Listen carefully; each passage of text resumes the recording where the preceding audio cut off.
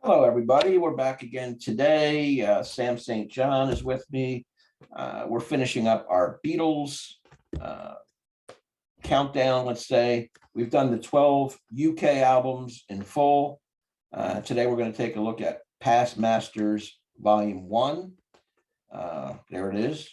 And we want to be complete and do what we can to grade all these Beatles songs in the history of the band. So this is pretty much a compilation of every song released that wasn't on the 12 original UK albums. So you have A and B side singles, a couple alternate tracks, two German language tunes, and all the songs that are on the Long Tall Sally EP.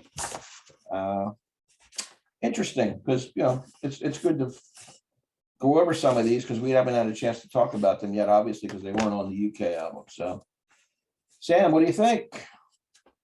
Yeah, we were kind of talking before we started recording. A lot of these songs, I mean, like you said, they're B-sides. A lot of them are on the American albums. Again, you have a couple of alternate versions in German. You obviously have a different "Love Me Do" with the alternate take. I mean, it's good stuff. It's a good representation of the early Beatles, but it also shows, the Beatles had quite a bit of filler, and there's reasons that a lot of these were B-sides, but a lot of these were not B-sides. I mean, some of the, especially you'll see in our top 5 or 6, that a lot of those songs were big hits, number one hits, and they just never made it to an album because the Beatles wanted top sales, so they sold their singles as different tracks, and they got completely new songs on the albums. So you have to buy them all and to get all the songs. So it's a good compilation. I was really happy when I got it because, again, I didn't start getting into the Beatles till about 2009 when I was in high school, freshman year in high school, and this kind of completed my my Beatles collection. I had the Beatles 1 album, which has a lot of those are singles, Yeah. but again, you don't have stuff like, like Revolution. Well, like for Disc 2, for example, you don't have stuff like Revolution. You don't have stuff like I'll Get You or This Boy or Matchbox, stuff like that you would only get here. So it's a good compilation. And again, for this first disc, we have 18 songs that didn't make them onto any album, at least in this format. So it's gonna be a good list. I'm interested to see where you have some of them. Yeah, same here. I think when we get to volume 2, it might be a little bit stronger, but we'll find that out when we record that, because there are some obvious ones here for me anyway that don't cut the mustard. So as usual, we're going to go 18 down to 1, alternate back and forth. Sam's going to kick it off. It's up to you. Go for it. Yeah, I'm going to start with one of the 2 German songs. It's the German version of "I Want to Hold Your Hand." Komm, gib mir deine Hand. Very good. Thank you. Yeah, I spent about a week and a half in Berlin in my senior year, so there you go.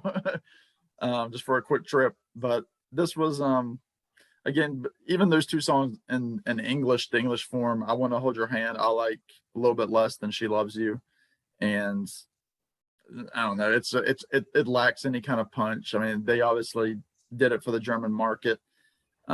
Almost a novelty kind of thing. John's voice is real, like you can tell he's reading his cue card very carefully, trying to get the words all correct.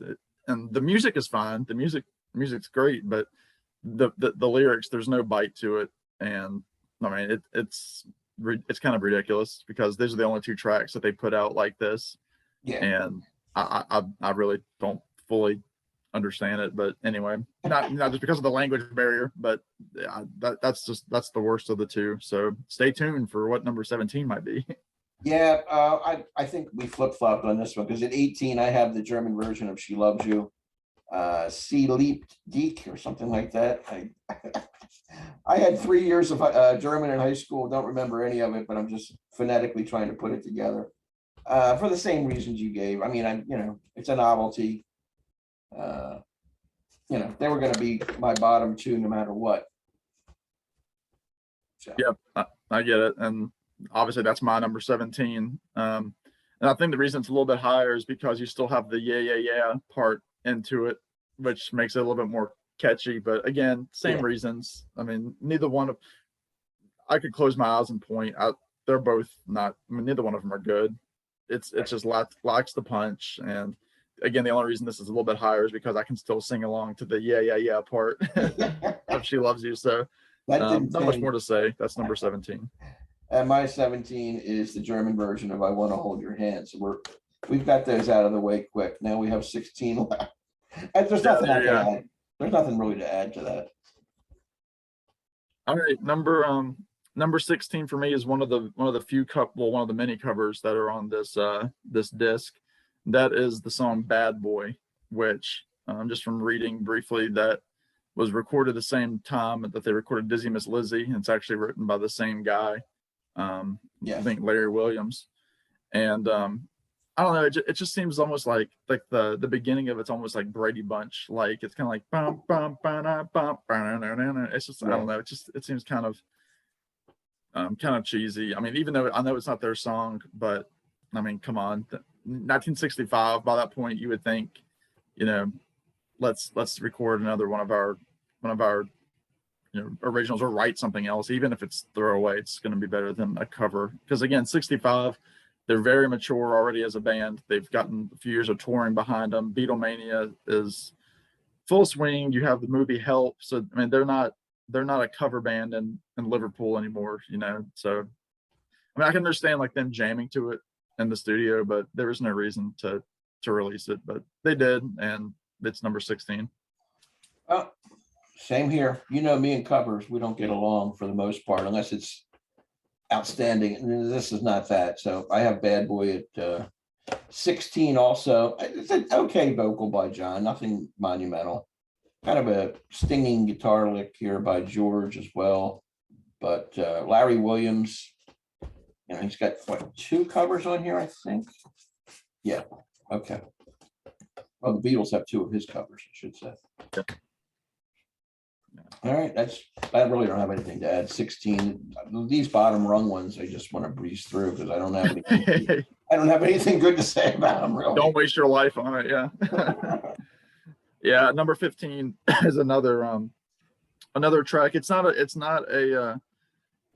a cover, but it was released by another band, I believe, before the Beatles released it, and that's the song "I'll Get You," which the Beatles wrote. It was given to Billy J. Kramer, which was another Liverpool band that they brushed shoulders with back in their days. Yep. And I think they put it on the Beatles' second album is when it was released. But I don't like the intro, the "oh yeah, oh yeah." It's very throwaway. You can tell.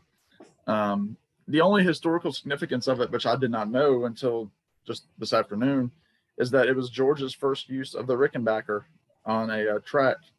And of course, we know that paved the way for everybody from the Byrds to Tom Petty to REM in the 90s.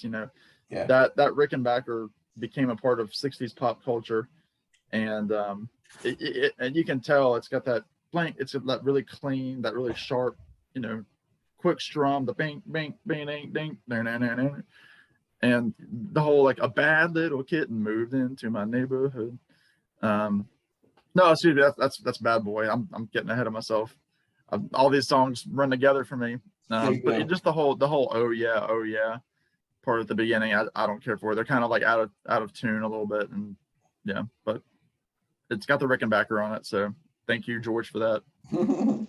Yeah, I have my number 15 is "Slow Down," another Larry Williams cover. The A side was "Dizzy Miss Lizzie." This is the B, I guess. It's got a 30-second instrumental intro, just an overall insignificant tune in their catalog. There's a big scream here, cool guitar solo, I guess, but nothing to write home about. And that was on the Long Tall Sally EP. I should add that. Yeah, they released it a couple times. All right, number 14. No, number 14 is the song "I Call Your Name." Just really, really a boring track for me. John's voice, he just sounds like, let me just get through the song. Yeah. Not much to say about it. It's never been one of my favorites. I remember, again, this was one that would pop up on my iPod when I had them on my iPod and it was on shuffle. I would hear it like the intro to it, and I would skip it. So, Yeah. unless I'm listening to it on Past Masters, I'm probably not gonna to reach out for it. But yeah, number 14. It doesn't bother me as much, so I have it a little bit higher up on the list. My number 14 is Matchbox, Carl Perkins cover, rockabilly. You got Ringo on here singing lead again off the Long Tall Sally EP. This was one they performed live in the early 60s, 61, 62. Originally, I think what I gather is Pete Best was the guy doing the vocal at that time. John did it for a while, and eventually it was turned over to Ringo on the EP. So, it is what it is. 14. I didn't know Pete Best did that as well. That's kind of neat. I did read that, yeah. All right, number 13. Again, it's going to be, to me, pretty much it's all filler until we get to the top 10, and even then, the number 10 is kind of iffy for me. But number 13 is the song "Slow Down." It's got a great vocal by John. Yeah, you know how he goes, "Baby, moving way too fast," and then gotta get a little loving now, Junior, behave yourself. And he does that really well. He does the R&B really, really well on this, and you can tell he's enjoying himself, especially more than singing "I Call Your Name," which was, again, not his best. But yeah, it's a fun song. He's really got a great voice on it. He's got that scream, the wow that they were all doing at that time. So it's number 13 for me. my 13 is one that I think I'm predicting that you'll have pretty high up, and that's Yes It Is. I could be wrong. 1965 B-side to Ticket to Ride. It's got the 3-part harmony on here. I just don't like the lyrics. Red is the color that will make me blue in spite of you. Yes, it is. It's true. It just doesn't work for me as a song. Classic B-side. Wow. Yeah, I do have it a little bit higher. Okay. So we'll get there soon. All right, and now I would say probably from this point to number 1, these are songs that will actually, like, they'll pop in my head that I would actually hum. Those first from 18 down to 13, they're not ones that I ever think about ever. But this one down are ones that I'll actually sing to. But number 12 is She's a Woman. Great vocal by Paul McCartney. The whole bum, bum, bum, Yeah. bum, bum. It's a great musical kind of interlude to start it, and then the drums come in with like the shaker, the maraca. It's got one of the worst Beatles lines though, where they say, and I think Paul McCartney's admitted it's one of their worst lines, where he says, "My love don't give me presents. I know she ain't no peasant." Yeah. That he's admitted that was just a throwaway lyric. They were, again, tired, try to put something together to record it to fill out a contractual agreement. But it's also the first mention of a Beatles song that has a drug reference in it, with the line "Turn me on when I get lonely." They were referencing it in a drug context, and I know some censors missed it because that was such a new thing, but I think it ended up getting caught later when it was starting to get played more on radio, because, as you know, the BBC had lots of trouble with the Beatles from about 65 onward. Right. When censors were really making an impact on their songs. But again, I love McCartney's vocals on it. He's singing in that upper register, again, R&B style song. Great guitar. Like I said, that kind of almost that chirping guitar in the background. So it's one that I'll sing, especially the whole line, "My love, she ain't no peasant. I know she ain't no peasant." That sticks in my head, even though it's a terrible line. But it's number 12 this week. Wow. I'm trying to talk me down. I have that song way up on my list, but I don't know. that's a terrible line. You're right. And I did have it on the Yellow album too, when we did that with Jeff and Aaron. Long Tall Sally is my number 12. Wow. Yeah, I mean, I like it, but the covers always get penalized for me, especially when somebody like Little Richard does a killer original version, and I always tend to compare. Maybe I shouldn't. It's hardcore rock and roll, though, as you know, just lots of screaming, cool guitar licks. It's a good song, but I put it at 12. Um, all right, that's much higher for me. Just Yeah. stay tuned. Number 11 for me is Thank You Girl. I love the harmony between John and Paul. The whole "You've been good to me, you've made me glad when I was blue," and then Paul hits that high note and eternally. Yeah. And then I've always loved the harmony in that. You also got the harmonica and like the way that you do. Wah, wah, wah, wah. Just one of those early Beatles songs with John and the harmonica. I love how they had that in the music. That was so different. Yeah. In rock and roll.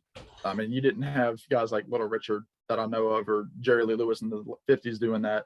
Elvis wasn't doing it. And even like early bands like I don't know, like at this point, groups like the Hollies were starting to show up, or Jerry and the Pacemakers. Those guys weren't doing that.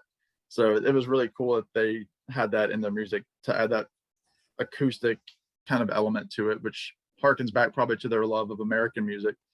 But yeah, I've always loved the counter harmony with the song with John and Paul. So it's number 11. Yeah, I like the cutesy songs like the I Call Your Name, I'll Get You, and Thank You Girl a little bit better than you. They're a little bit higher. I mean, to me, it's middle grade Beatles, so I went with that. Now, here's the one that I think you're going to maybe shut off and leave the broadcast right now. Number 11, I'm Down. There it is. I had Good night. a Oh my word. I know, I'm sorry, but I just don't like the lack of solid. It's just I'm down, I'm down. To me, it deserves to be a B-side. It would have. Do you think it would have fit on Help? Because I really don't. Yeah, I do. I think they get rid of Dizzy Miss Lizzie, put I'm Down. Well, you're right about that. You're right about that. Yeah, I got to give you that.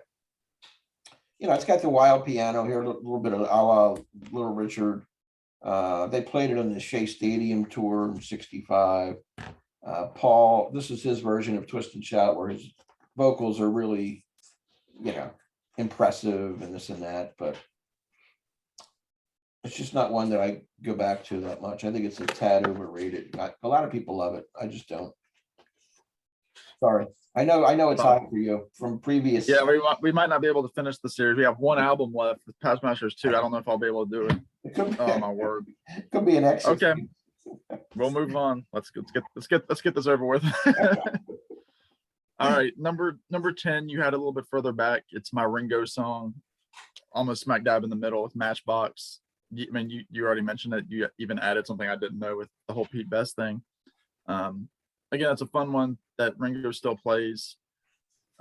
His voice is really up there, and actually there are some better live versions of him with the Beatles doing this than there are from the studio version.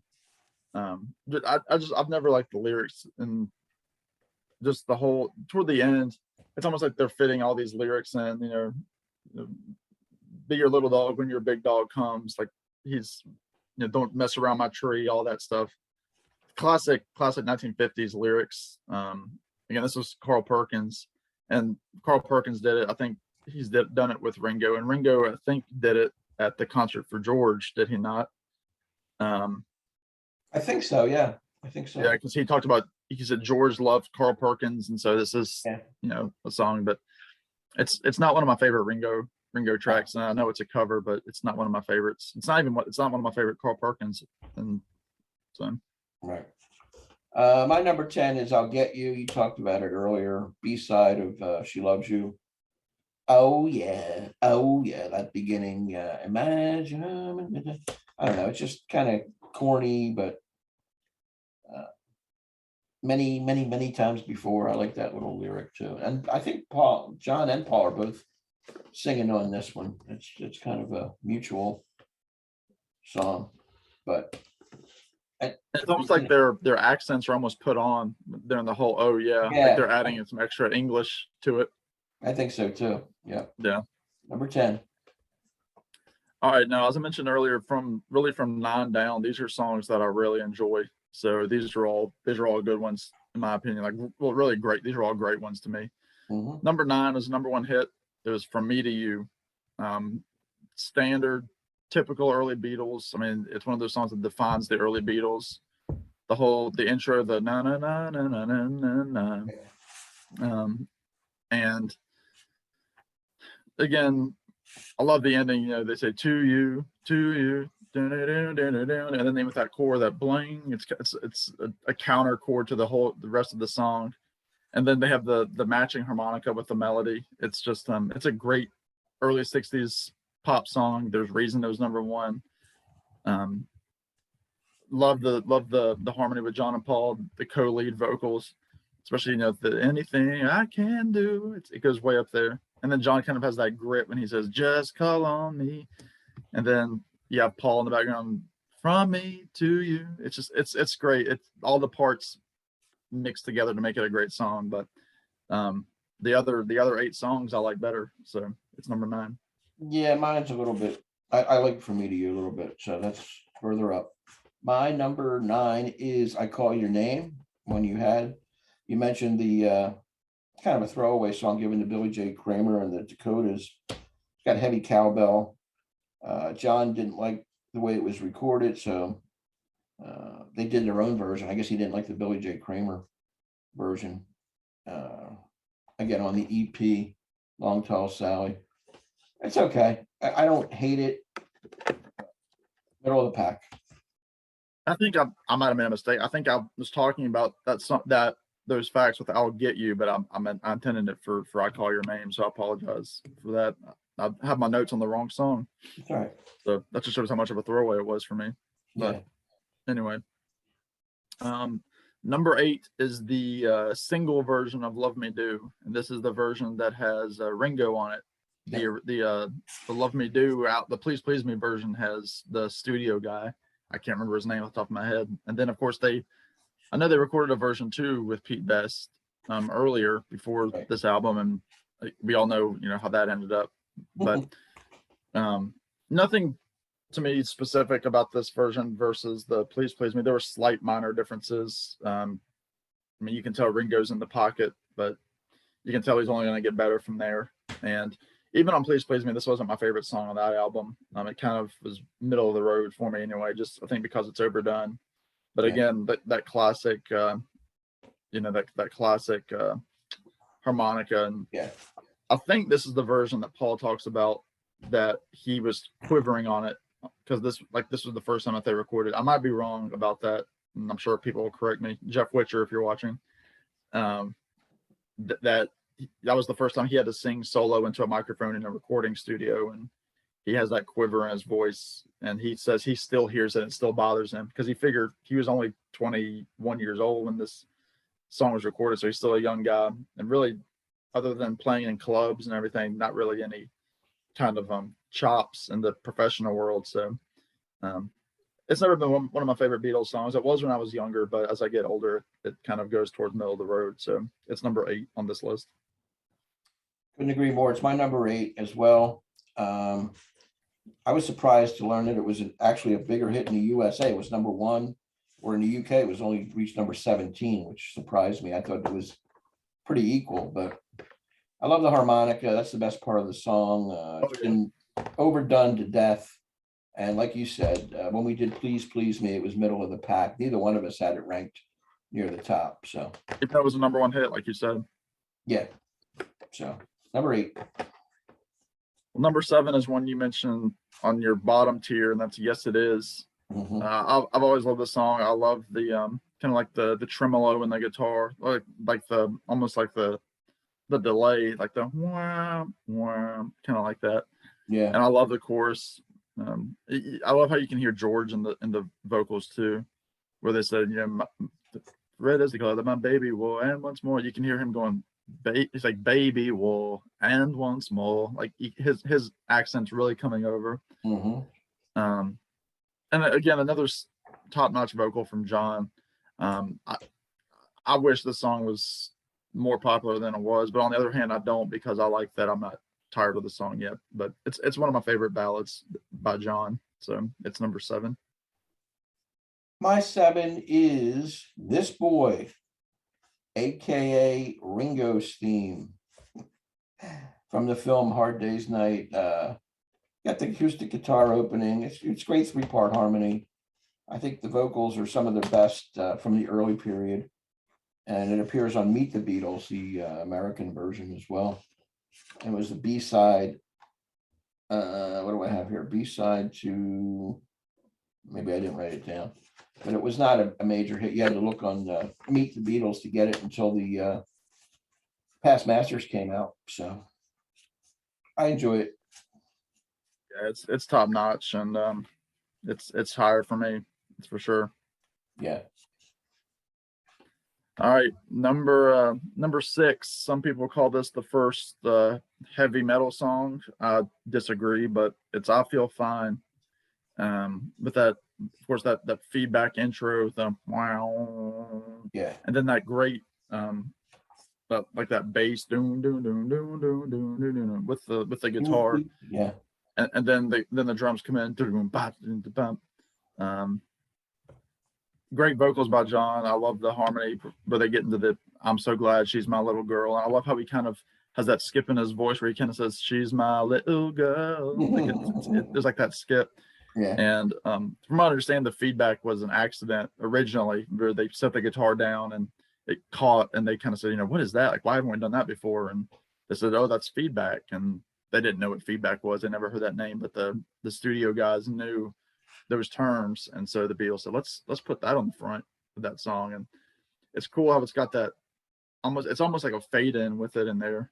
And again, with that, I mean, how many rockers from Jimi Hendrix all the way to like Nirvana have used feedback in their songs? Yeah. And they claim this is the first recorded version of feedback, but I think some other guys have kind of said that that's not true.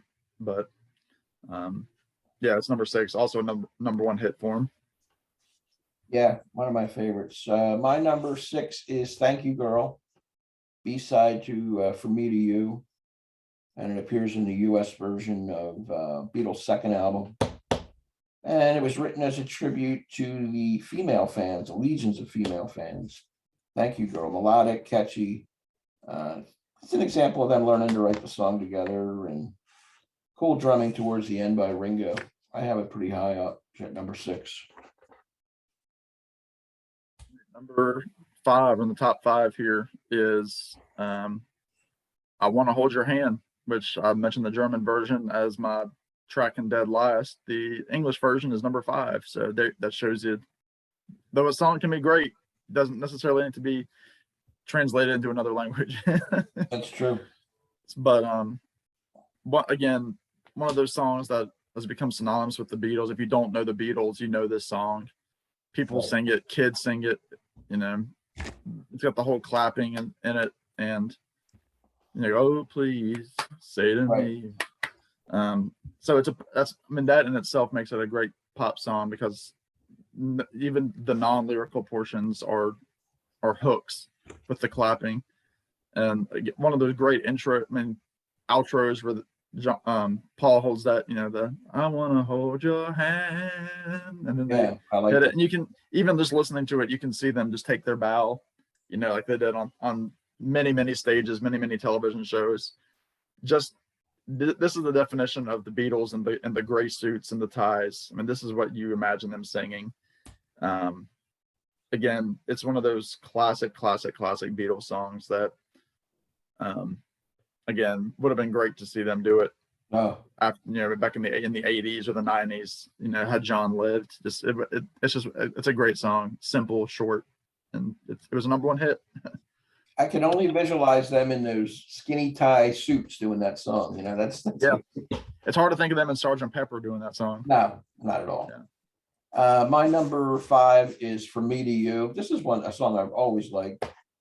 Surprisingly, and not a big hit in the US. It was only number 41, which is shocking. Whereas it went number 1 in the UK.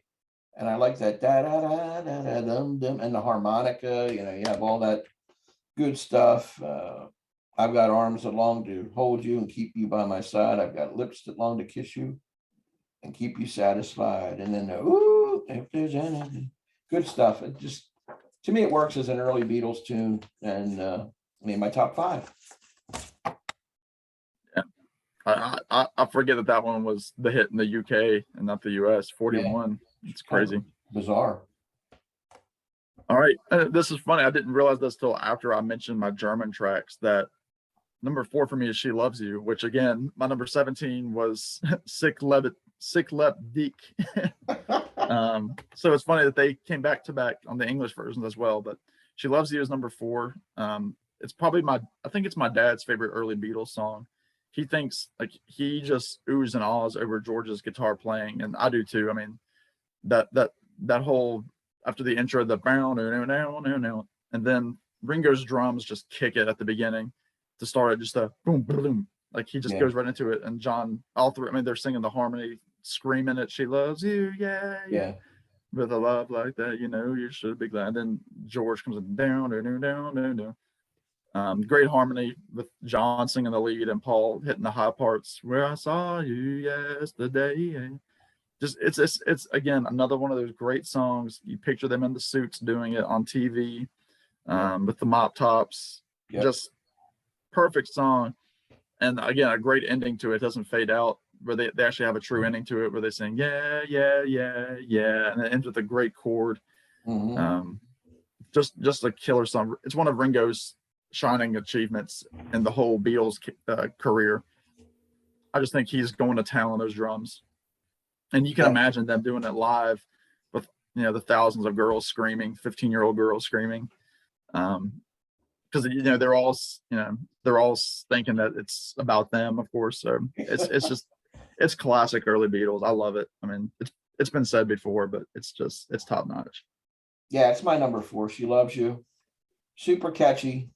When I think of Beatlemania, this is the song that pops in my mind first, from the Ed Sullivan Show. And, you know, it replaced I Want to Hold Your Hand on the at number 1 position. So they went back to back. I Want to Hold Your Hand, She Loves You. It was number 1 on the charts and stayed on the charts for 20 weeks. Now, at the end of the year, they had I Want to Hold Your Hand as the number 1 single for the total year, and She Loves You at number 2. So they ran 1-2 on the Billboard charts as far as their end of the year, compilation. What they do, they track how many weeks it was and which one was number 1 the longest and all that stuff. And I don't know if this is accurate, but this is what I read, and it's mind-boggling. To this day, it's the biggest selling single in the UK, which is hard to believe. Because I thought for a while it was a Mull of Kintyre by Wings. For a long time, that was maybe it replaced this, but maybe I read it wrong. But for a while there, it was the number 1 song. It's hard to believe that it still is now with all the things that have come. Yeah, 55, 60 years, you know. Yeah, I want to say Mull of Kintyre still holds the record there, so it might have been up until that point. Like Mull of Kintyre might have knocked the Beatles off, but I mean, I know it was a huge. I mean, it was a huge hit. It was number 1. Monster. Yeah. All right, number 3. You mentioned this a while back, and that's Long Tall Sally. Nice. It's one of the Beatles' best covers. I think Paul is on top of his game. For this one, you always think of Shea Stadium, of them doing this song with John on the organ and doing his elbow up and down the organ. It's just fantastic, and you can tell when they're singing that song at that show, they can't hear anything that's happening because they're looking at each other. John is looking over at George. They're just cracking each other up because they know that they can really make any sound that they want, and it doesn't matter. And that was about the point where they were starting to probably consider, let's maybe hone in some of this touring. And at that point, it was the biggest selling show of all time at that Shea Stadium show. But in terms of just the song itself from this compilation, it's Paul, paying homage to Little Richard. I mean, it's his song. It's always Little Richard's song, but Paul does a heck of a job on it. And Paul always admitted that he wanted to be Little Richard, and he, with all the oohs and the woos that the Beatles did, and they were trying to do that from the get go, and they really give him the full honor here of doing one of his songs. And I think it's fantastic. And again, another one of those singles that should have made it to an album and taken off one of the other, even like get rid of, again, with Dizzy Miss Lizzy. Again, this is a much better version much better cover in my opinion than Dizzy Miss Lizzy, but Anyway, it's number 3. It's one of my favorite Paul vocals. My number 3 is the one really that goes hand in hand with She Loves You, and that's I Want to Hold Your Hand. I have them back to back too. Really kicked off that British invasion. These two songs, I always think of them as a companion piece. They were their two monster songs, dominant on the charts. The first Beatles #1 song in America, I believe, was I Want to Hold Your Hand. So pretty high up. And, you know, we've become jaded over the years to how big these songs were. I mean, I think at one point in 64, they had the top 5 singles or 5, you know, they were charted 1 through 5. 5 slots, yeah. Which is unprecedented. I don't think it's never been done since. Yeah, it has, unfortunately. Oh, wow, who did it? Somebody terrible. It was somebody like Justin Bieber. Like, Oh, I think it was Justin Bieber. It might have even been somebody like Drake or somebody like that. Well, that doesn't count. It has been, but you have to also think, you know, they have the whole digital age to get them to where they are. So it's kind of like comparing, you know, baseball players in the 1920s to baseball players of the 2000s. It's not the same, right? At all. So anyway, all right, number 2, you mentioned it again, one that you had a while back. It's This Boy. I absolutely love this song. It's very Beach Boys like. It's very In My Room / Surfer Girl chord wise. Yeah, that whole like bang ding ding ding ding ding bang ding ding ding. And then just one of John's saddest, in terms of like, just you can feel the sadness in his voice, just like longing during that whole bridge. The, you know, oh well, this boy could be happy just to love you. I do wonder how John felt, because he was so insecure about his voice. I wonder how he felt in the studio getting to that register, because he hits that one note, you know, to see you cry. I mean, he is up there. And there's a great video on YouTube of his son Sean doing it at a tribute to him. It's early. I mean, Sean was younger, like in his probably 20, 21 years old. And I think he's doing it with Rufus Wainwright on harmony vocals. And it is killer. And Sean hits that note like his dad. Wow. And you can hear John's voice. It's like, you know, that's listening to John again, you know, at 21, 22 years old. Yeah. But I think it's a beautiful song. I can't believe it didn't do better than it did. I mean, obviously on Hard Day's Night, you had the Ringo's theme instrumental version, but this is the single that came out. And I just think it's top notch. I'd never get tired of this one. I think it's wonderful. Yeah. Where did I have it? Number 7, I think. 6 or 7. My number 2 is She's a Woman.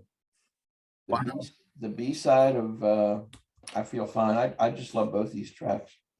Killer vocal by Paul, and I like the way it starts out with the all the way through. You know, that striking guitar played, got a cool bass line as well. Like, fantastic song.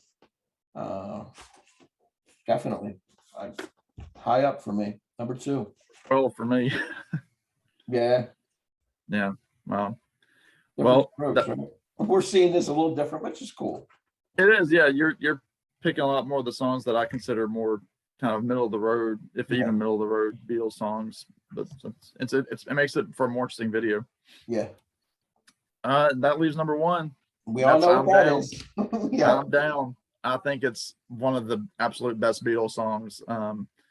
Again, another killer by Paul. It's very similar to Long Tall Sally vocally, and this is the Beatles writing a Little Richard song, essentially. And I'm okay with there not being many lyrics. I'm a pretty lyrical guy, but I'm kind of taking more, you know, the pop likening to it because of just how catchy it is. Yeah. I love the intro where it's, you know, Paul says a line and there's the drum answering. It's like, you tell lies thinking I can't see, you can't cry, and then doom doom doom doom doom, I'm down. And then the scream, we're all alone and there's nobody else, you're still alone, keep your hand to yourself. Again, I think I mixed this up too. My brain's not there today. This is the version that's at Shea Stadium with John doing the whole the elbow thing. It wasn't Long Tall Sally. I apologize for everybody that turned off the video, or those of you that stuck around like, oh, this guy doesn't know what he's talking about. It was I'm Down. because there's a really neat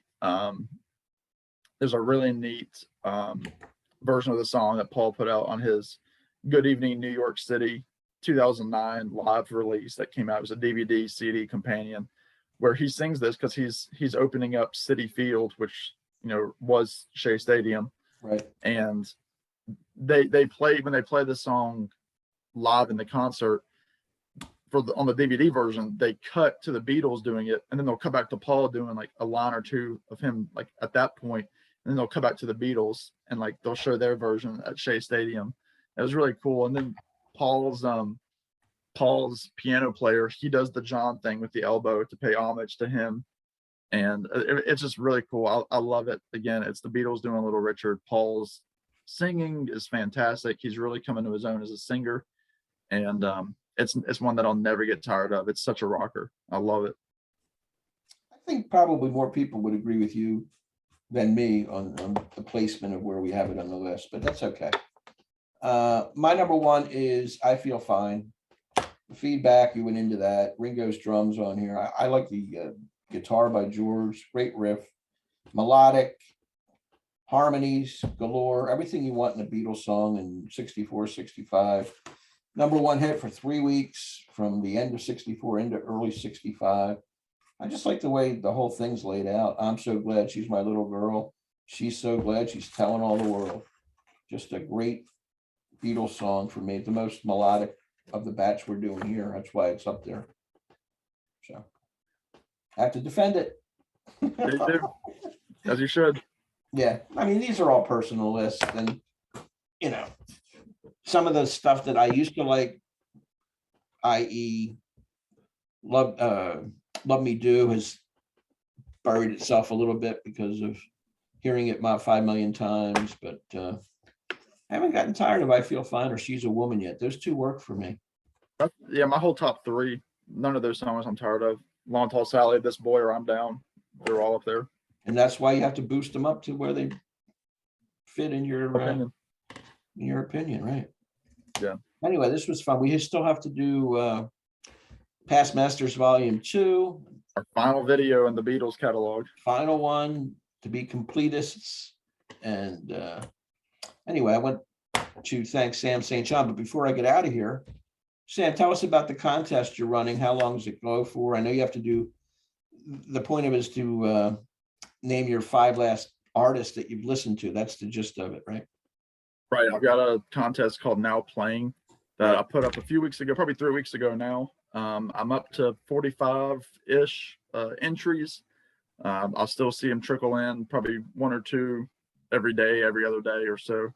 So it's been I'm really overwhelmed by it. But yeah, like Rich said, just show your last 5 played artists.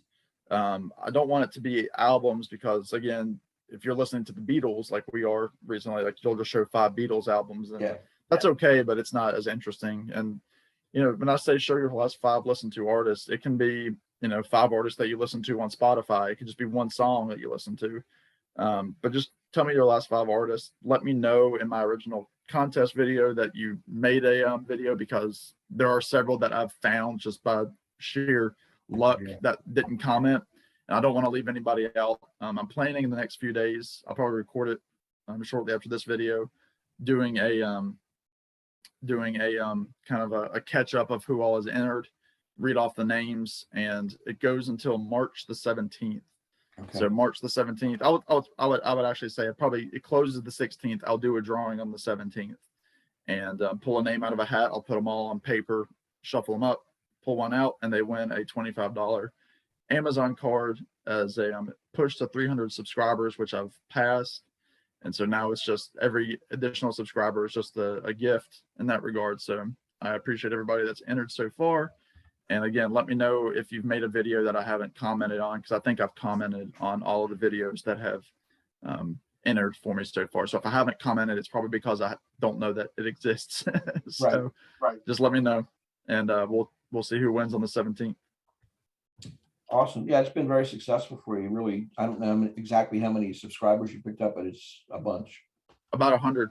That's pretty. Yeah. That's pretty solid. About 100. I was about at 250, 260, and I'm at 355 at the time of this video. Awesome. Yeah. Anything else you want to touch on before we get out of here? Are we good?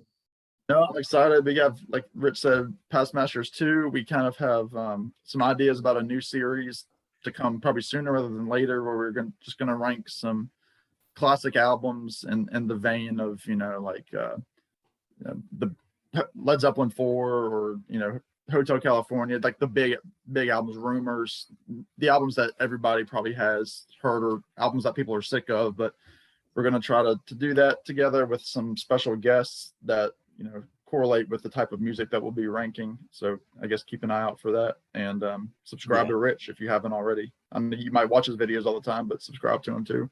Thank you. And yeah, you mentioned a few of the albums, but Dark Side of the Moon would be one that we'd take a look at, and Who's Next, and on down the line, all the monster albums that most people have in their collection. We just want to truly make it a classic album ranking. Me, you, and a third party will rotate that, like you mentioned, and it'll be It catered. can go on for as long as we can think of a classic album, and then we'll think of something else once that's done. I was actually thinking about doing more Beatles stuff, but I think we've played it out right now, and we could come back to something different for a few months. Yeah. For would it be opening tracks or closing track? You can go on and on with Beatles Best stuff. Ringo songs, best George, like whatever. Right. So we could do that later, but we're going to take a little break and move into a different area right now. I think that would be wise. So, all right. So thank you very much, Sam, for not only this video, but the whole 13, 14, whatever it's been, if you count the yellow album. We've done a bunch of these things together for the last two and a half months, I guess it's been. Mm-hmm. So a real fun series, and we're going to conclude it next time out. So subscribe to Sam St. John. You can subscribe to me, give us some likes, some comments, all that good stuff. We like to have feedback, and we will answer every comment that you make. So take care, everybody, and we will see you next time. Take care. Bye.